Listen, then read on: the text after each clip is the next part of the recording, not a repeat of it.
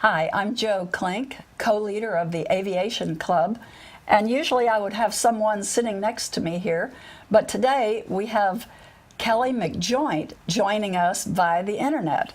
Welcome, Kelly. Hey, morning, Joe. And Kelly will be speaking to the Aviation Club on November 19th. Kelly, you've had a very long and interesting career that you're going to be telling us about at the Aviation Club. So for our audience, can you just give us a few examples of some of the things that you've done during your career? I know that you attended the Air Force Academy and graduated with a degree in space operations. And one of your first assignments was to go do a space shuttle launch. Tell us about that. Yes, Joe. I graduated from the Air Force Academy in '93 and went right into space operations.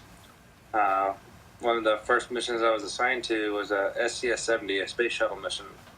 A special mission because it replaced the accident that occurred on Challenger. So, very high profile mission. So they sent me down to Johnson Space Center. I got to flip switches with the astronauts. They took the patch off my shoulder for my flight suit, put it in the orbiter, flew it around. Oh, how neat. Pretty neat experience.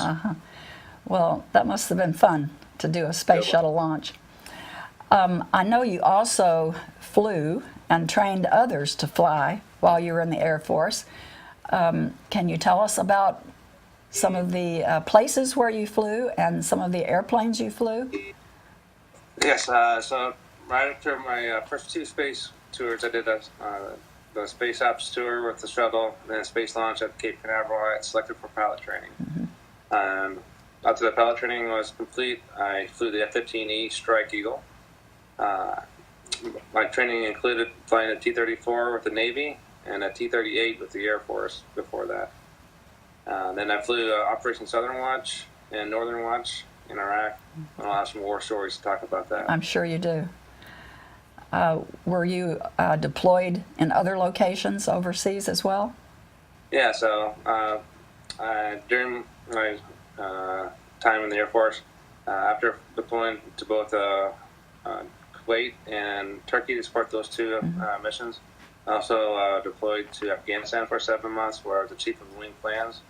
When we did the build-up for the Operation Enduring Freedom, I was in charge of Bagram Air Force Base ramp up there. Where we went from 70 aircraft on the ramp to over 144 aircraft. Wow. Then I spent a year as the Chief of Combat Operations at the CAOC, the Combined Air Operations Center, and basically ran the day-to-day operations for the air war for both Enduring Freedom and Iraqi Freedom. You've certainly been around, it sounds like. Can you just tell us a little bit about your Space Aggressor Squadron?